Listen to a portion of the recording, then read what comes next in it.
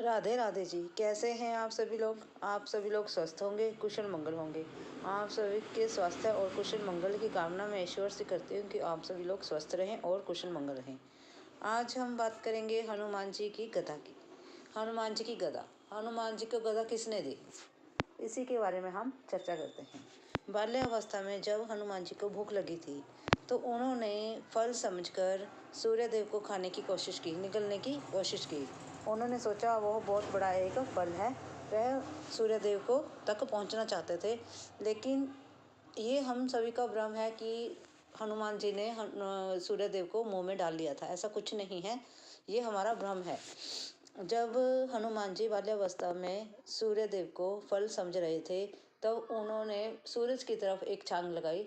उनको देखते हुए जब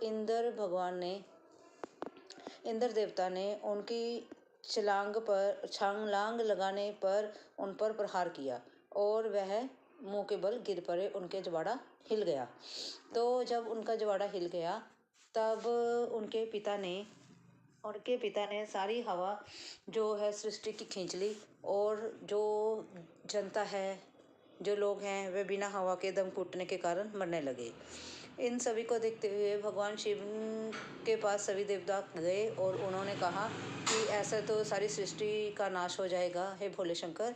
तब भोले शंकर ने कहा कि ऐसा कुछ नहीं होगा। भोले शंकर ने उनके पिता को आश्वासन देते हुए कहा कि आपके बेटे को, हनुमान जी को, ऐसा कुछ नहीं होगा, कोई उन पर प्रहार नहीं करेगा।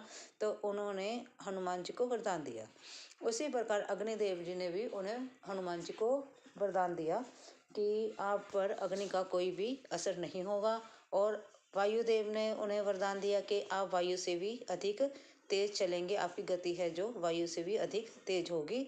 इसी प्रकार अलग अलग देवी देवता ने सभी ने उनको वरदान दिया और उन पर अपनी कृपा की। इसी प्रकार जब विष्णु जी की बारी आई तब विष्णु जी ने उन्हें गदा भेंट की और उन्हें कहा कि आप पर कोई भी किसी प्रकार का वार नहीं कर पाएगा, आप पर किसी प्रकार की कोई समस्या नहीं आएगी और आप बलशाली होंगे और आप सूक्ष्म भी हो सकेंगे और विराट भी हो सकेंगे। हर प्रकार से आप संयम होंगे, कोई भी आपके ऊपर किसी प्रकार का प्रहार नहीं कर पाएगा। इसी प्रकार हनुमान जी को जो गदा है वह विष्णु जी ने भेंट की थी और इस प्रकार से वह हनुमान जी और सूर्यदेव की एक स्टोरी है, जिसको हम ये समझते हैं कि हनुमान जी ने सूर्यदेव को मुंह में डाल लिया था। ऐसा कुछ भी नहीं है। इससे हमें यह मालूम होता है जब तक हम कोशिश ही नहीं करेंगे तब तक हमें कुछ भी नहीं मिल सकता। अगर हम बिस्तर में सोए रहेंगे या आराम से बैठे रहेंगे तब हमारा कोई काम नहीं बन सकता। इसीलिए हमें उठना होगा।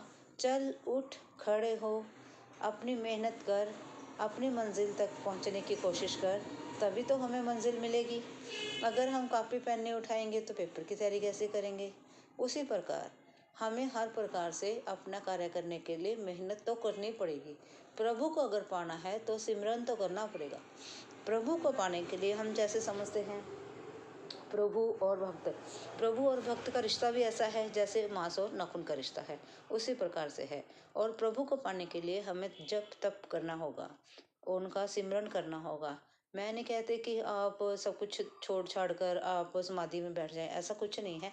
चलते फिरते आप जप करो, बच्चे के साथ कार्य करते हुए जप करो। आपने तो मुंह से कार्य करना है, बाकी काम आपने आंखों से आंखों का काम करो, हाथ से हाथ का काम करो, हर प्रकार से हर प्रकार का काम करो, लेकिन अपने मन ही मन प्रभु का जाप करते रहें। जब आप प्रभु का जाप करेंगे तो कोई भी ऐसी चीज़ नहीं होती, कुछ भी ऐसा नहीं होता जो हम हासिल ना कर सके। जब हम हर समय प्रभु को याद रखेंगे तो कभी ना कभी तो प्रभु को भी हमारी याद आएगी। जब हम हर समय अपने माता पिता की सेवा करते हैं तो जिस दिन हम माता पिता के कमरे में पानी का जग नहीं रखेंगे उस दिन तो उन्हें हमारी याद आएगी ना कि आज मेरे कमरे में पानी वाला जग मिसिंग है ही नहीं, आज क्या बात मेरे कमरे में पानी का जग नहीं पहुंचा। उसी प्रकार से जब हम भगवान जी का सिमरन करते हैं, अगर हम उनका सिमरन करेंगे तो भगवान को एक न एक दिन हमारी याद आएगी ही आएगी और हमारा उनके साथ रिश्ता अटूट हो जाएगा और हम हमें उनके साथ और उनका हमारे साथ प्रेम पूर्वक एक बंधन बन जाएगा, जिस बंधन को कोई भी सृष्टि की ताकत उसे तोड़ नहीं सकती। इसीलिए हमें भगवान जी का सिमरन करते रहना चाहिए और उन्हें पाने की कोशिश करते रहना चाहिए। कभी ना कभी तो उन्हें हमारे पर पैर आएगा ही ना। अगर आपको वीडियो अच्छी लगी हो, लाइक और सब्सक्राइब जरूर करें। Thank you ji.